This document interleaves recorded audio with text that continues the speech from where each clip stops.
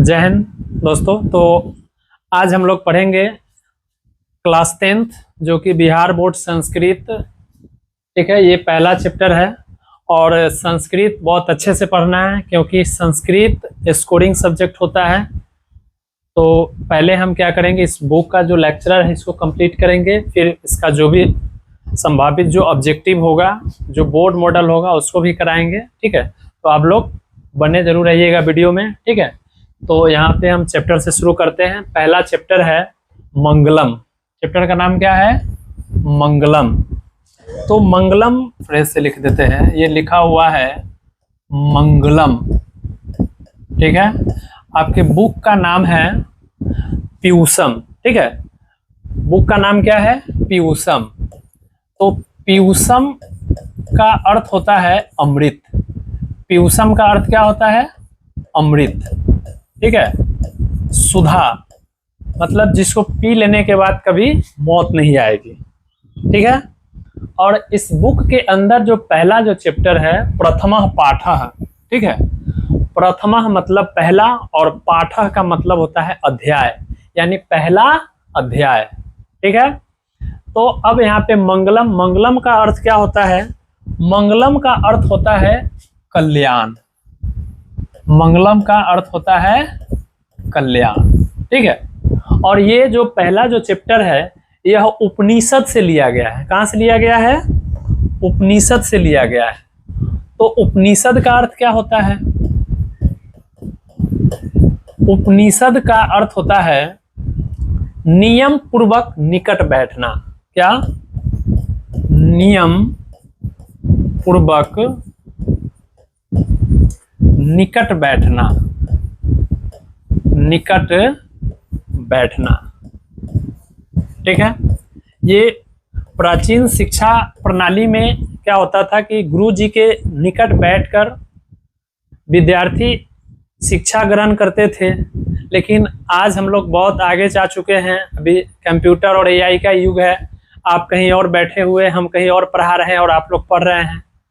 ठीक है, तो पहले पुराने जमाने में, ठीक है, प्राचीन काल में, हमारे प्राचीन सभ्यता में जो सबको एजुकेशन नहीं मिल पाता था। ठीक है, तो लेकिन आज कोई भी एजुकेशन ले सकता है, कोई भी शिक्षा ग्रहण कर सकता है। ठीक है, तो यहाँ पे गुरु जी के घर पे जाकर के पहले की जो शिक्षा प्रणाली थी वो गुरु जी के घर पे पाठशाला होता था और वहाँ पे या किसी पेड़ के नीचे या किसी झोपड़ी में अध्ययन कराया जाता था। ठीक है, तो उस समय उपनिषद, वेद, ये सब का पाठ जो है शिष्य को गुरु जी के द्वारा पढ़ाया जाता था। तो उपनिषदों की संख्या कितनी है? तो 108 है। हम जो भी बता रहे हैं ये एकदम बोर्ड में क्वेश्चन पूछेगा ही पूछेगा और हमेशा पूछता है। तो आप लोग पेन और कॉपी लेकर के ही बैठे ताकि कुछ चीजें नोट भी करते चलना है। ठीक है, चलिए अब आ जाइए, यहाँ से शुरू करते हैं चैप्टर से। तो इस चैप्टर में यहाँ पे तो दिख रहा है अभी 1 2 4 3 4 है श्लोक, लेकिन इसमें टोटल 5 श्लोक है। एक श्लोक यहाँ भी है। ठीक है, तो कुल जो है इस चैप्टर में मंगलम पाठ में श्लोकों की संख्या भी पूछ देगा कि कितने श्लोक है। तो श्लोक कितने हैं इस चैप्टर में? मंगलम पाठ में श्लोक की संख्या 5 है। और श्लोक का मतलब क्या होता है? तो श्लोक का मतलब होता है मंत्र। श्लोक का मतलब क्या होता है? मंत्र। ठीक है, चलिए यहां से शुरू करते हैं। तो ये उपनिषद का ये भाग है। उपनिषदः वैदिक मांगमयस्य अंतिमे भागे दर्शन शास्त्रस्य सिद्धांतान प्रकटयन्ति। मतलब उपनिषद के, ठीक है, अंतिम भाग में दर्शन शास्त्र का, ठीक है, सिद्धांत प्रस्तुत किया गया है। ठीक है, उपनिषद का जो अंतिम भाग है उसमें दर्शन शास्त्र का, दर्शन शास्त्र समझते होंगे फिलॉसफी, जिसको पढ़ने के बाद अब दुनिया को ज्ञान की दृष्टि से देखिएगा। ठीक है, बहुत महापुरुष हुए जो कि दर्शन शास्त्र पढ़े। अभी आ रहा है शिक्षक दिवस। ठीक है, तो उसमें जिनके जन्मदिन पे जो मनाया जाता है शिक्षक दिवस, वो भी एक फिलोसफर थे। ठीक है, चलिए आगे देख लीजिए। सर्वत्र मतलब सभी जगह। सर्वत्र मतलब सभी जगह। परम पुरुषस्य परमात्मनः महिमा प्रधानतया गीयते, मतलब सभी जगह परम पुरुष परमात्मा के महिमा का गायन किया गया है। ठीक है। तेन परमात्मनः जगत व्याप्तम अनुशासितम च अस्ति, इसको संधि कीजिएगा तो च धन अस्ति होगा, च अस्ति। तेन उनमें परमात्मा सभी जगह व्याप्त है। ठीक है। स एव सर्वेषां तमसां परमं लक्ष्यम, अस्मिन् पाठे, मतलब इस पाठ में परमात्परा उपनिषदां पद्यात्मकाः पंचमंत्राः संकलितः सन्ति, मतलब इस पाठ में उपनिषद के, ठीक है, 5 मंत्रों को, 5 श्लोकों को संकलित किया गया है, वो भी पद्य के रूप में। ठीक है। पद्य होता है जिसको आप गा सकते हैं। ठीक है। चलिए हम शुरू करते हैं। जो पहला श्लोक है वह ईशावास्य उपनिषद से लिया गया है। ठीक है। कौन सा उपनिषद? तो ईशावास्य से। ये भी क्वेश्चन पूछ सकता है कि प्रथम श्लोक किस उपनिषद से लिया गया है, तो ईशावास्य उपनिषद, ईशावास्य उपनिषद से लिया गया है। ठीक है। चलिए पहला श्लोक देखिए। हिरण्मयेन पात्रेण सत्यस्य अपिहितं मुखम तत्वं पुष्णन् अपावृणु सत्यधर्माय दृष्टये। ठीक है।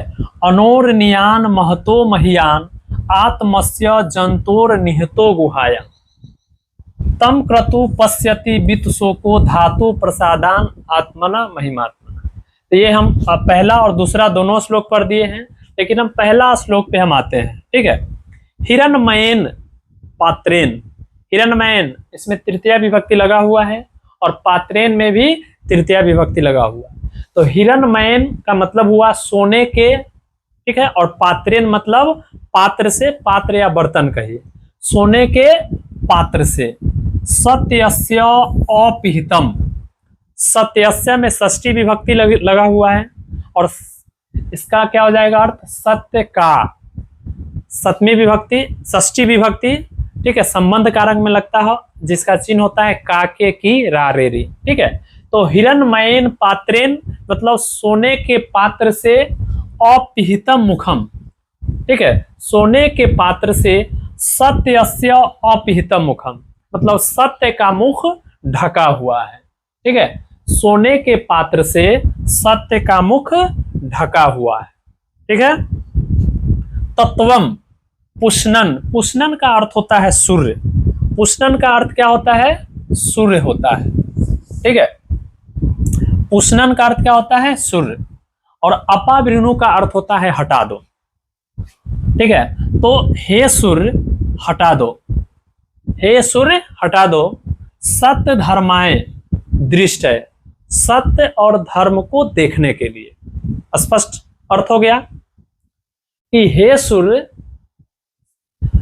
ठीक है, इसे हटा दे ताकि सत्य और धर्म को देख सके या देखने के लिए। एक बार और देख लीजिए, अगर बुक में पूछे, ठीक है, एग्जाम में पूछे कि अर्थ इसका कैसे लिखना है, तो लिखेंगे कि सोने के पात्र से सत्य का मुख ढका हुआ है, हे सूर्य इसे हटा दे ताकि सत्य और धर्म को देख सको या सत्य और धर्म को देखने के लिए। उम्मीद है कि आपको अर्थ समझ में आ गया होगा। ठीक है। आइए दूसरा श्लोक देखते हैं। ठीक है। सेकेंड नंबर श्लोक है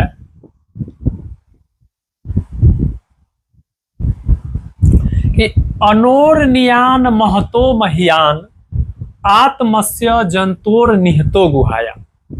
अनोरनियान मतलब इसमें या सुन प्रत्यय लगा हुआ है, तो अनोरनियान मतलब छोटा से छोटा, महतो महीयान मतलब बड़ा से बड़ा। अनोरनियान का मतलब छोटा से छोटा और महतो महीयान का मतलब बड़ा से बड़ा। इसमें या सुन प्रत्यय लगा हुआ, ये या सुन प्रत्यय अगर छोटा में लगा दीजिएगा तो बहुत छोटा, जिसको आप अपनी आंखों से नहीं देख सकते हैं। और महतो महीयान मतलब बड़ा से बड़ा, इतना बड़ा जिसको आप देख नहीं पाइएगा, मतलब कल्पना नहीं कर सकते, इतना विशाल। ठीक है। तो अनोरनियान महतो महीयान छोटा से छोटा और बड़ा से बड़ा। आत्मस्य मतलब आत्मा का आकार है छोटा से छोटा और बड़ा से बड़ा। ठीक है, जंतोर निहितो गुहायाम, जो कि जंतु के हृदय रूपी गुफा में निवास करता है। ठीक है, आत्मा कहाँ रहता है? तो जंतु के हृदय रूपी गुफा में। जंतु कहने का मतलब है कि जिसमें प्राण है। ठीक है, सिर्फ इंसान ही नहीं, कीड़े मकोड़े जीव जंतु जितने भी है उन सब के अंदर आत्मा है। ठीक है, तो यहाँ पे भगवान श्री कृष्ण ने भी अर्जुन को अपना विराट रूप दिखाए थे। ठीक है, कुरुक्षेत्र में जब महाभारत का युद्ध चल रहा था। ठीक है, तो महत का मतलब ही होता है इतना बड़ा कि आप उसको कल्पना नहीं कर सकते। चलिए, तो ये समझ गए कि अनोरनियान महतो महियान आत्मस्य जंतोर निहितो गुहायाम, मतलब छोटा से छोटा और बड़ा से बड़ा आत्मा है जो कि जंतु के हृदय रूपी गुफा में निवास करता है। चलिए अगला देखिए, तम क्रतु पश्यति वित्सो को, तो उसे देखता है। पश्यति यहाँ पे पश्य धातु है। ठीक है, जो कि लट लकार में पश्यति होता है। तो तम क्रतु पश्यति, तो उसको देखता है। कौन देखेगा? आत्मा को किसी ने देखा है क्या? लेकिन उसको कौन देख सकता है? तो वित्सो को। वित्सो को किसे कहेंगे?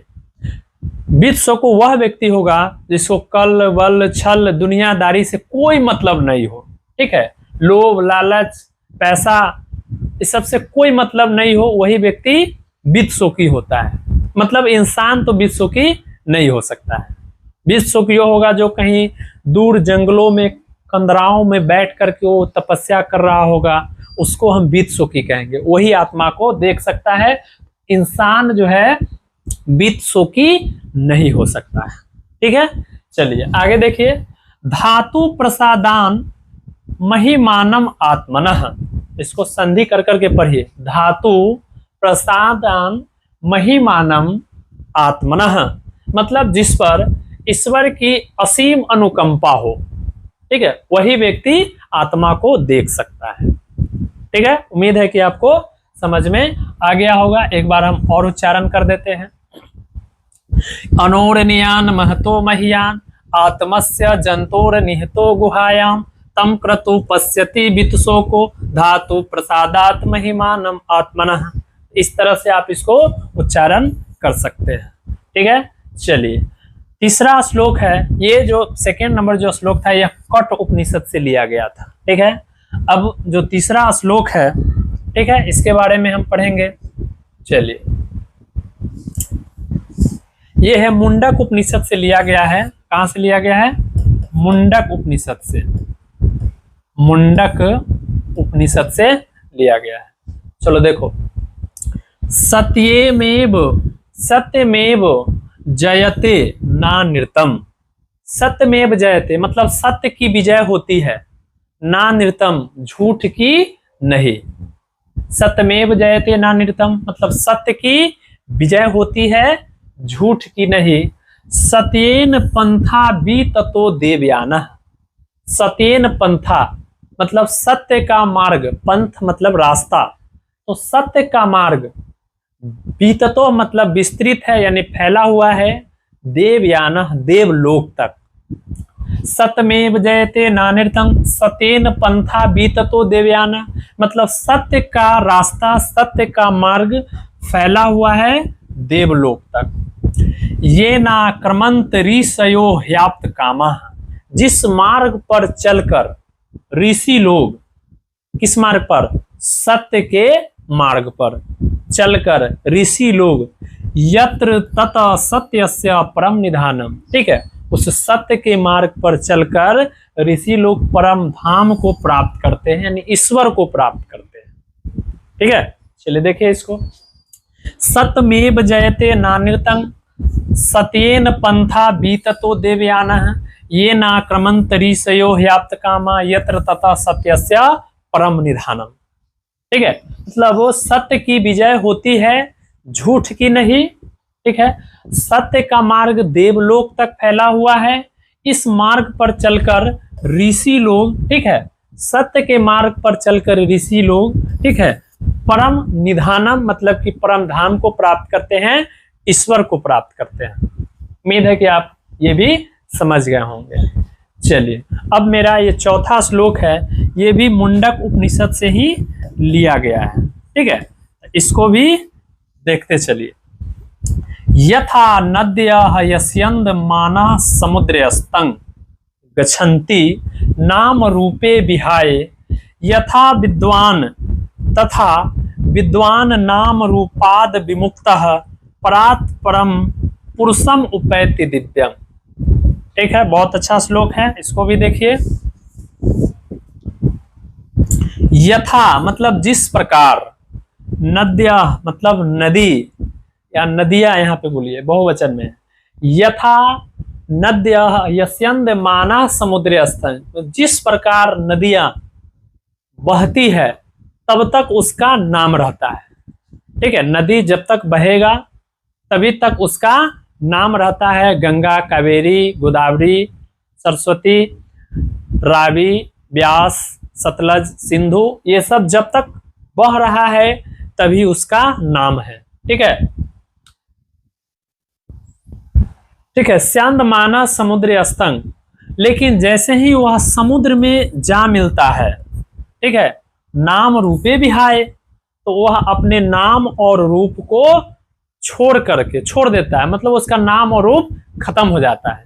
मतलब जिस प्रकार नदी, ठीक है, बहता है उसका नाम रहता है, लेकिन जैसे वह समुद्र में जा मिलता है तो उसका नाम विलुप्त हो जाता है। इस समुद्र तो अथाह है, अनंत है, तो उसमें नदी का नाम ही नहीं, वो अपना नाम छोड़ करके वो समुद्र में मिल जाता है। तथा मतलब उसी प्रकार विद्वान नाम रूपाद विमुक्तः, उसी प्रकार विद्वान भी अपने नाम और रूप को छोड़ करके विमुक्त हो जाते हैं। परत परम पुरुषम उपैति दिव्यम, ईश्वर में विलीन हो जाता है। ठीक है, यहाँ पे नदी को और, ठीक है, और मनुष्य को, विद्वान को यहाँ पे तुलना किया गया है कि जिस तरह नदियां पृथ्वी पर, धरती पर बहता है तब तक उसका नाम रहता है। ठीक है, लेकिन जैसे ही वह समुद्र में मिल जाता है वो अपना नाम और रूप को छोड़ देता है, उसका मिट जाता है। उसी तरह विद्वान भी, ठीक है, अपने नाम और रूप से विमुक्त होकर के वह कहाँ चला जाता है? परम पुरुष यानी ब्रह्म को प्राप्त करती है, ब्रह्म में विलीन हो जाता है। ठीक है, तो इस तरह से आप, ये चैप्टर आपका कंप्लीट हुआ। ठीक है, हम अगले जो वीडियो बनाएंगे उसमें आप लोगों को, ठीक है, इससे संबंधित जो ऑब्जेक्टिव क्वेश्चन जो आएंगे, जो बोर्ड लेवल होगा, बोर्ड मॉडल होगा, वो आपको करा देंगे।